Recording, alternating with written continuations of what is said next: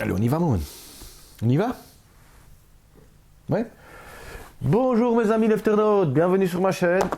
Moi, je lis un passage de la Bible des anges, avec chaque fois un ange différent. Nous sommes dans le cœur des séraphins. Hein.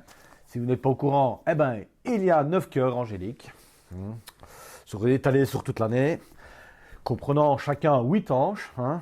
Donc au total 72 anges. Aujourd'hui, nous allons lire Élémia, du 5 au 9 avril, dans le cœur donc des séraphins. Vous pouvez toujours vous abonner, mettre un petit commentaire, un petit like, le commentaire avec votre date de naissance, le jour de naissance et votre heure de naissance. Comme ça, je vous dirai qu'il y a aussi 2 autres anges gardiens en plus de Élémia, par exemple. Hein, si vous êtes né le 5 avril, ben vous avez Élémia, plus un autre pour le 5 avril, plus un autre selon l'heure à laquelle vous êtes né.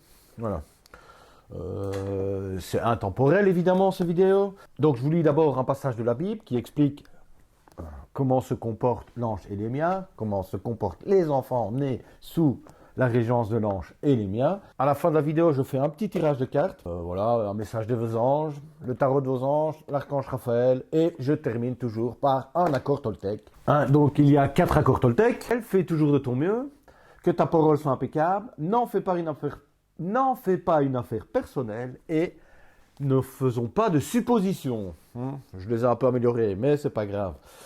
Et parfois, il y en a 4 qui sortent, mais ça n'arrive encore qu'une seule fois.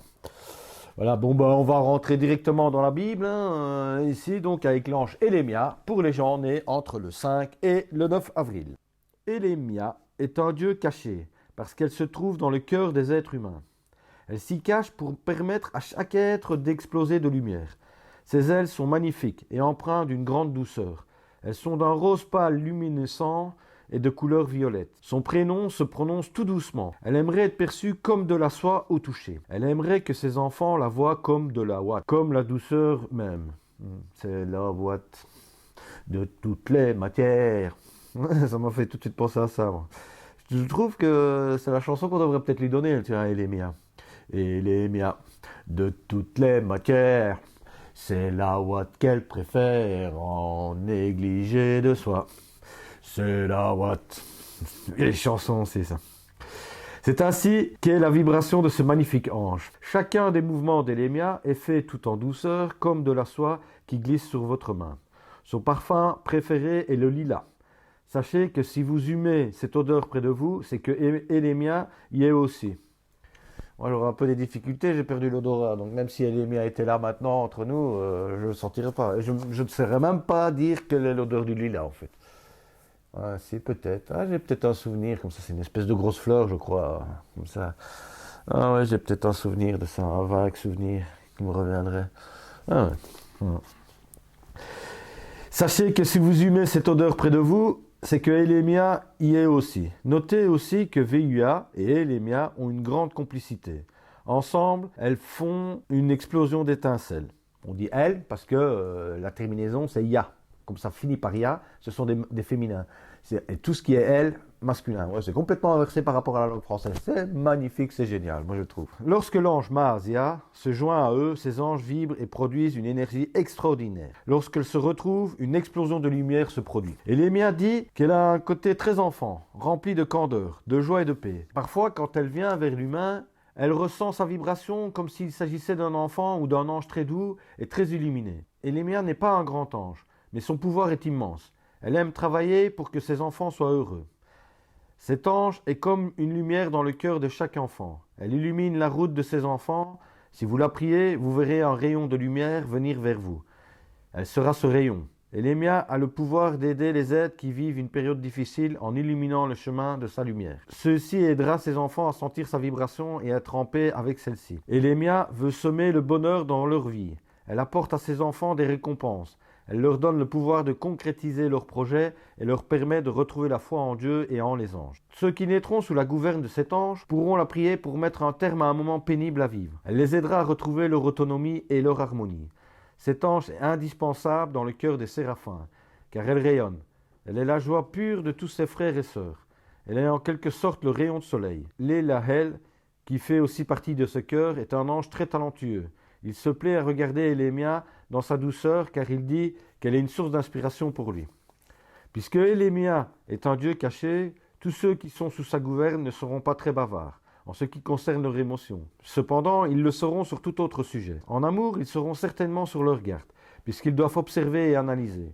Pendant ce temps, ils ne sont pas bavards. Parfois, leur parole n'a aucun sens. C'est tout simplement qu'ils essayent de camoufler une émotion. Ceux qui sont sous la gouverne d'Élémia et qui vivent un chagrin d'amour parleront de tout autre sujet sans intérêt, pour finalement exprimer ce qu'ils ont dans leur cœur. Élémia régit aussi le pouvoir de réparer. Élémia répare tout ce que vous avez brisé. Elle répare vos fautes et vous donne la force d'aller de l'avant et d'avoir confiance en vous, en vos paroles et en vos gestes.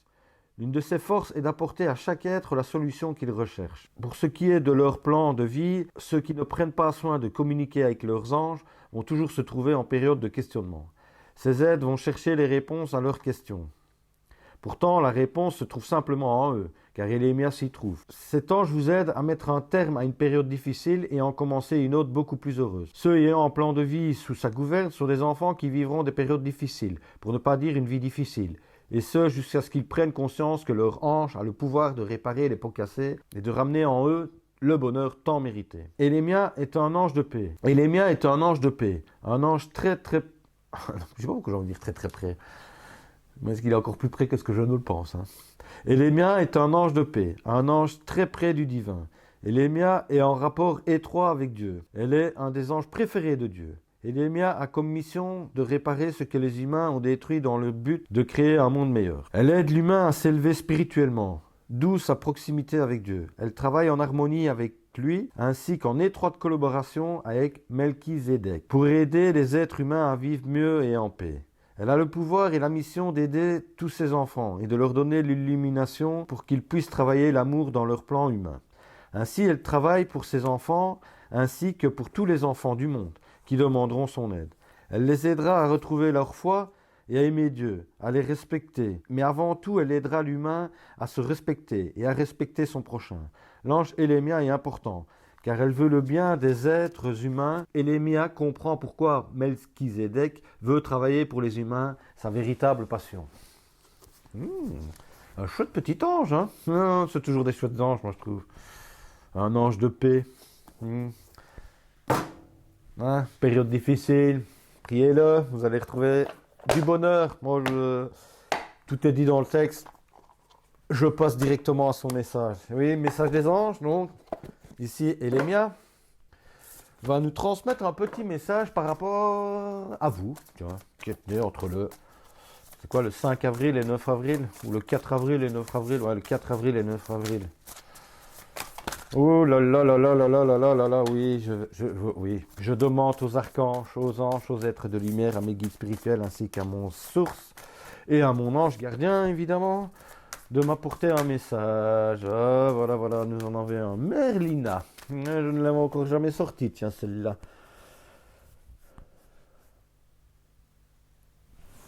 Ouais, ça dit bien ce que ça disait dans le texte, hein, vous êtes confus. Vous avez besoin de prendre du temps pour prendre une décision. Mais parfois, vous avez besoin aussi de demander conseil à des gens. Je tiens à préciser que mon tirage n'est pas forcément sentimental, n'est pas forcément professionnel, n'est pas forcément financier, n'est pas forcément spirituel. Enfin, si. En fait, il est tout. Il peut être tout. Ça dépend de ce que vous attendez dans mon tirage. Je ne suis pas un tireur d'amour, comme diraient certains. Je ne regarde pas pour les flammes jumelles. Ça peut arriver que j'en parle. Pour les âmes jumelles, les flammes jumelles, les âmes sœurs, ça peut arriver totalement. Hein, voilà. On croirait que cette carte-là a été faite pour moi. Akasha, vous êtes un maître spirituel. Vous pouvez aider les autres et leur révéler leurs dons ainsi que la mission divine de leur vie. Je pense que, oui, c'est ce que ça veut. Ça vient me dire que si vous ne connaissez pas votre mission de vie, il suffit de regarder à l'intérieur de vous, de prier votre ange, vous qui êtes né entre le 5 et le 9 avril. Je ne sais jamais si c'est le 5 ou le 4 ou le 9 avril, je suis désolé. J'ai des trous de mémoire comme ça. Donc du 5 au 9 avril. Vous qui êtes né entre le 5 et le 9 avril, vous priez votre ange avec l'aide de Akasha, vous priez votre ange Elémia, et je crois que vous trouverez votre chemin de vie. Il est au fond, enfin de toute façon il va vous le dire, ne cherchez pas en dehors, ne cherchez pas plus loin. Il faut savoir, évidemment qu'il faut savoir accepter le point de vue des autres. Hein. Donc quand je dis votre chemin de vie il est à l'intérieur de vous, mais il faut savoir aussi peut-être écouter des experts, parce que vous êtes perdu, vous êtes sous une masse d'informations. Je comprends, ça doit être super compliqué. Moi-même, j'ai eu du mal à trouver mon chemin de vie, je le cherche encore. Évidemment, j'en ai trouvé une bonne partie. Hein, maintenant, je suis sur une autoroute, mais de temps en temps, je m'arrête encore sur des aires de repos. Hein, pour regarder un peu le soleil qui avance, comme on dirait. Comme si on pouvait le regarder qui avance. Et donc, ouais, je pense que Grace et Antoinette ici est avec vous. Pour sortir de cette situation, vous devez accepter le point de vue de certains d'autres. Mais je crois que c'est surtout votre point de vue intérieur, en fait. N'hésitez pas à demander à votre ange. Il va vous aider. Il a le pouvoir pour ça, en plus de vous aider. Comme il dit, comment on dit de lui, c'est un dieu. Hein, Moumoun, tu veux venir? Allez, viens. Allez, viens. Allez. Oh, t'as bien sauté tantôt, tu ressauteras bien. Hein. Non? Tantôt, elle nous a fait un bond. Allez. Allez. Allez, viens. Allez. Donc, j'étais en train de regarder ici. Donc, là. Un dieu caché. C'est autre chose que je voulais voir. Cet ange est comme une lumière dans le cœur de chaque enfant. Elle illumine la route de ses enfants. Ouais, mais priez-le, vous verrez le rayon de lumière qui vous annonce.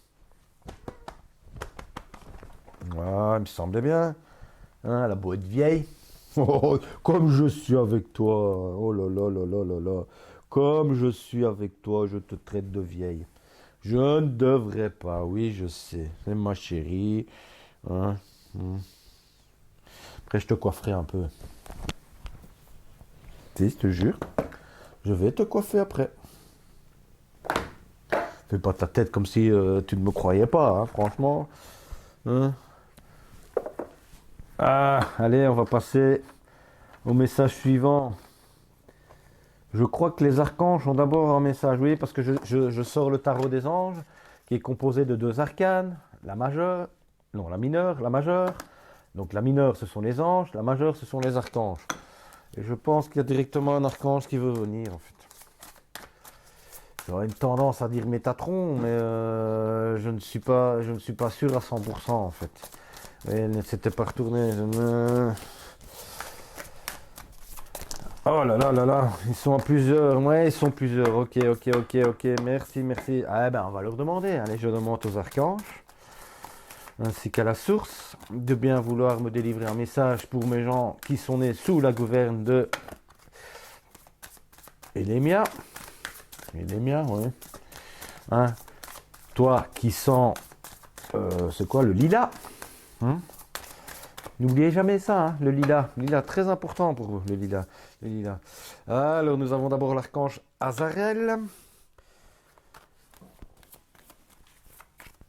Ouais, ben, c'est exactement ça. Hein. Vous êtes venu ici, c'est pour ce que ça me dit que vous avez envie de passer à autre chose. Vous êtes en train de découvrir votre spiritualité. Et vous vous dites, voilà, je veux passer à autre chose. Et ça va se dénouer. Hein. N'oubliez pas, hein, vous écoutez les conseils de quelqu'un d'autre, enfin, d'un maître, ou pas d'un maître, mais d'un expert dans le domaine dans lequel vous cherchez. Quand je vous disais que Métatron allait venir, le voilà, hein. Il se cache toujours. Hein. Métatron, c'est votre archange régisseur des anges ici, hein, donc vous pouvez le prier. Je vous précise aussi que Métatron est un des seuls archanges, avec son frère Sandalphon, à avoir vécu en tant qu'être humain, avant de devenir archange. Ce qui n'est pas si mal que ça. Donc, quelque part, nous pouvons tous devenir des anges pour devenir après des archanges. Il y aura peut-être des nouveaux, on n'en sait rien. Parce qu'à un moment donné, ils seront fatigués d'exercer. Depuis les millénaires d'années qu'ils exercent. Je dis ça, je dis... Hein. Et Métatron, il le dit, hein, c'est le rêveur, hein, lui, avec l'archange Azraël, la libération, il vous dit, hein, c'est un acte de foi. Soyez fidèles à vos rêves, des occasions inattendues se profilent à l'horizon. Et exactement comme votre ange, si vous ne croyez plus en Dieu, vous êtes perdu, hein, peut-être. Ça peut arriver à tout le monde. Hein. Tout le monde peut être perdu dans la vie. Si vous ne croyez pas aux anges et tout ça. Si vous n'y croyez pas, je ne pense pas que vous n'êtes pas ici. Hein, mais bon, voilà. Euh, il peut vous aider à y croire encore plus, votre ange, Elénia, Elémia. Elénia, je dis n'importe quoi dans son nom aujourd'hui. C'est incroyable, quoi. Elémia. Et Mazia, en fait, je suis en train de regarder parce qu'il me semble que Mazia, ici, le prochain ange, Maasia, c'est justement l'ange qu'on m'a envoyé un message en me donnant une date de naissance et que je crois que c'est ce que j'ai dit à la personne, que c'était son deuxième ange. Mais je n'avais pas encore fait le tirage de celui-là, en fait. C'est pour ça. Non, désolé, parenthèse fermée, excusez-moi. Oui, je reviens à nos moutons. Alors, nous avons évidemment la Lune. Hein. Ça, c'est quand même un beau tirage pour des bonnes personnes. Un peu comme moi, je veux dire, tu vois, dans le sens où la Lune, le rêveur et la libération, c'est vraiment trois éléments dans lesquels je baigne tout le temps, quoi. Ici, nous sommes avec l'archange Aniel.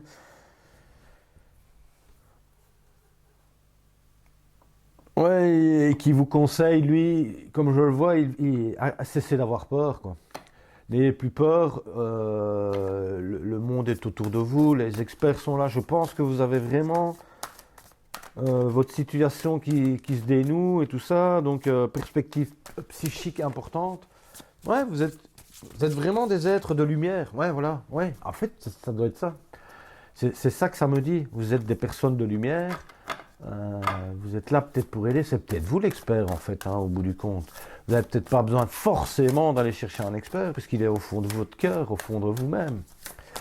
Allez, je vous conseille d'aller vraiment méditer, d'aller voir au fond de votre cœur. Je pense que hein, mais, dans les anges, on n'a pas grand-chose d'autre comme message, non? On a eu les archanges, vous avez eu 3 archanges qui complètent avec... vous avez des inquiétudes avec l'argent? Oh, ne vous inquiétez plus.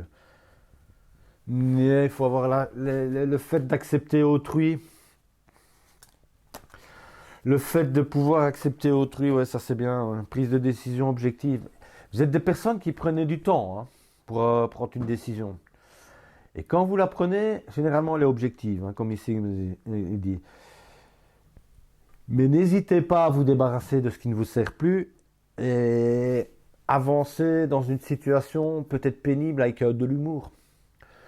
Ouais, développer plus ça et beaucoup de lumière. Ouais. Mais la lumière est au fond de vous. Moi, je ne vais pas aller plus loin pour vous pour ce tirage-ci. J'ai encore Raphaël qui va arriver, hein, mais ouais, tout est dit ici en fait. Hein. Tout est dit ici. La libération, la lune, la reine d'air. Oh là là, ouais. Ouais. Vous êtes plein d'esprit, vous avez sûrement eu une situation qui vous a fait beaucoup de tort. Mais elle va se développer, elle est en train de sortir, elle est en train de s'évanouir, comme elle est arrivée d'ailleurs, hein, en un claquement de doigts. Et c'est à vous de trouver au fond de votre cœur la lumière et de pouvoir développer ça, quoi. Alors nous avons l'archange Raphaël hein. Je vous préviens, l'archange Raphaël est un archange guérisseur. Donc si vous avez un problème de santé, vous pouvez toujours l'appeler, il vous aidera à guérir. Il viendra avec sa lumière verte. Hein, il a beaucoup de travail, évidemment, pour guérir les gens. Mais n'oubliez pas que votre ange aussi est un ange guérisseur. Il répare tout. C'est un ange réparateur de tout. Hein, quand vous avez cassé quelque chose, vous avez peut-être cassé quelque chose, même à l'intérieur de vous, hein, au niveau spirituel et tout ça. Peut-être, ouais, voilà. Peut-être. Donc cherchez, voilà, priez-le et il vous aidera. Et ici, l'archange Raphaël vous dit sobriété. Cher Dieu et archange Raphaël, merci de diriger mes envies vers des produits salutaires afin que j'ai uniquement envie de boissons et d'aliments sains et nourrissants.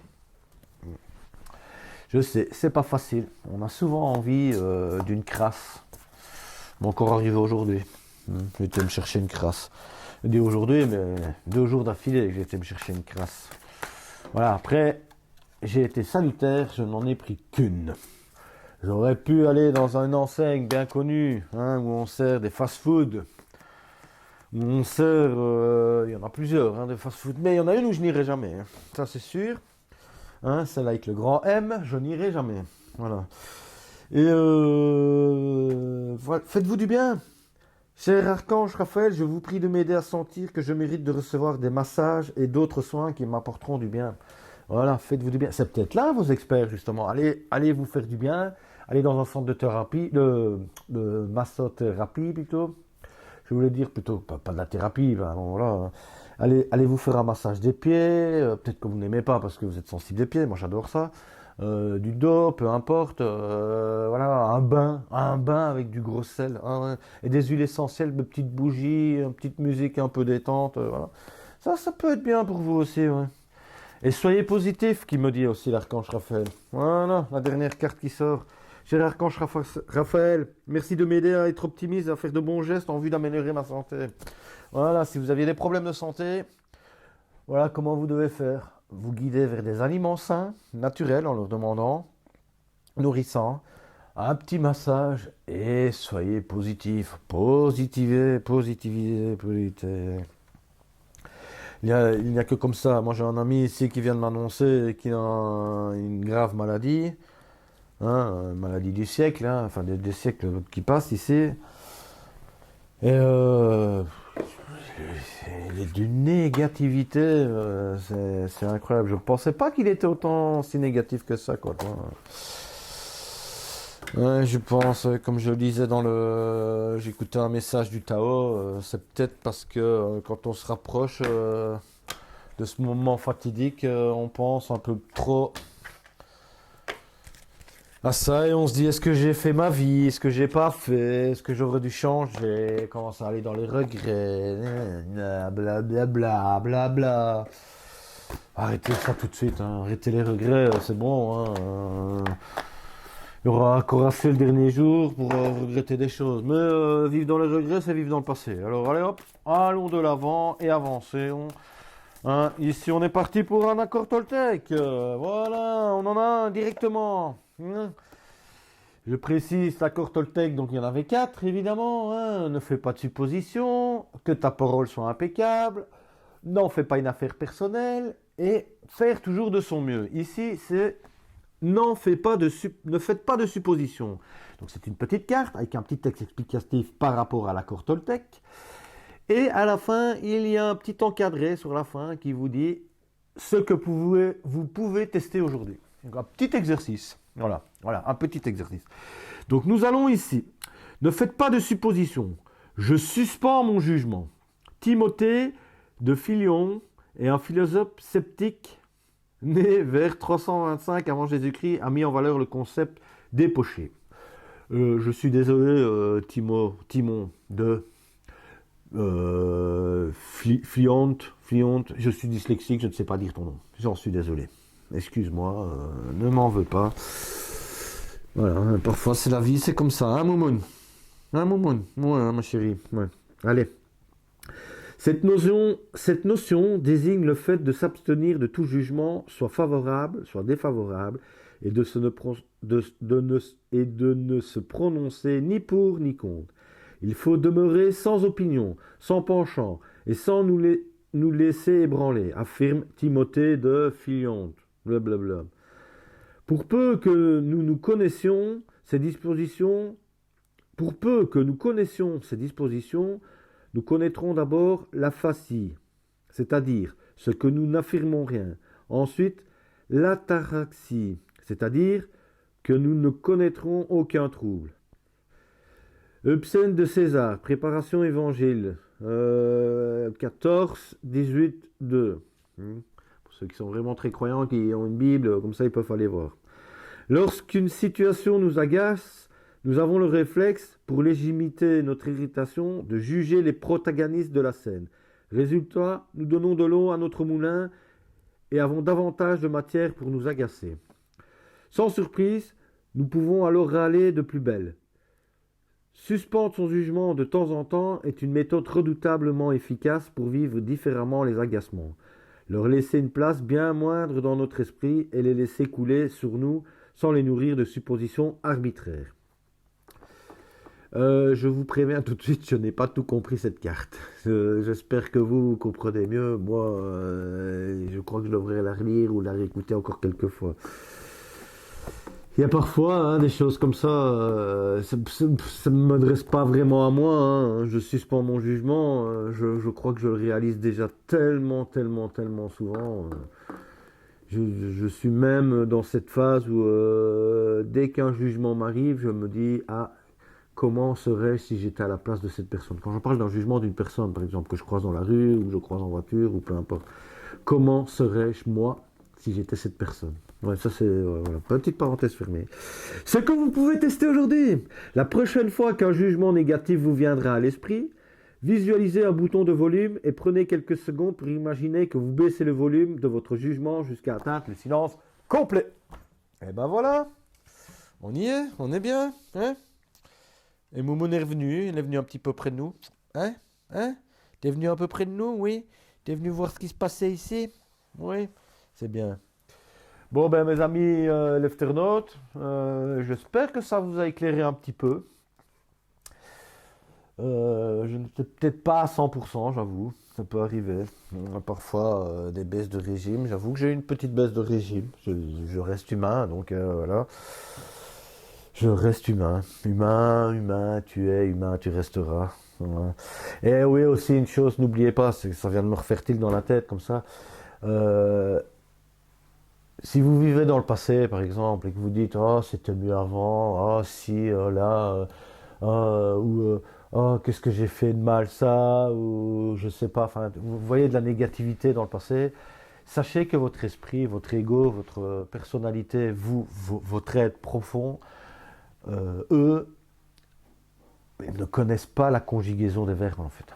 Ils ne connaissent pas, absolument pas ça. Eux, ils ne sont que dans le présent. Donc chaque fois que vous retournez dans le passé, dans une situation difficile ou dans une situation, comment est-ce que je vais dire ça, de mal-être, de malheur, de désastre, enfin et tout ça, eh ben, elle se retranspose d'office dans le présent en fait. C'est le pouvoir de l'esprit, il est comme ça en fait. Lui, il ne connaît pas la conjugaison ni du passé ni du futur. Donc, elle ne peut vivre que dans le présent. Donc, si vous voulez être heureux demain, il faut être heureux maintenant. Et il faut être heureux hier. C'est pas compliqué. Comme ça, de toute façon, moi, je suis heureux maintenant, mais ce moment-là est déjà passé, il est déjà hier. Et donc, je suis heureux demain. N'oubliez jamais, la recherche de la joie n'est pas le chemin. C'est la joie qui est le chemin, en fait. Le bonheur, c'est le chemin, en fait. C'est pas, on ne cherche pas le bonheur sur son chemin. Le bonheur, c'est le chemin, en fait. Voilà. C'est plus ou moins comme ça. Je me reviendrai comme il faut cette formule-là, mais bon, voilà. Trêve de parenthèse, voilà. Je voulais partager ce petit moment avec vous. Un petit moment bonheur aussi avec mon petit chat.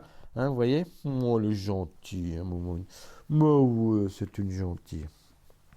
Allez, tu dis au revoir? Tu dis au revoir? Bon. Allez, dis au revoir. Au revoir. Salut mes amis.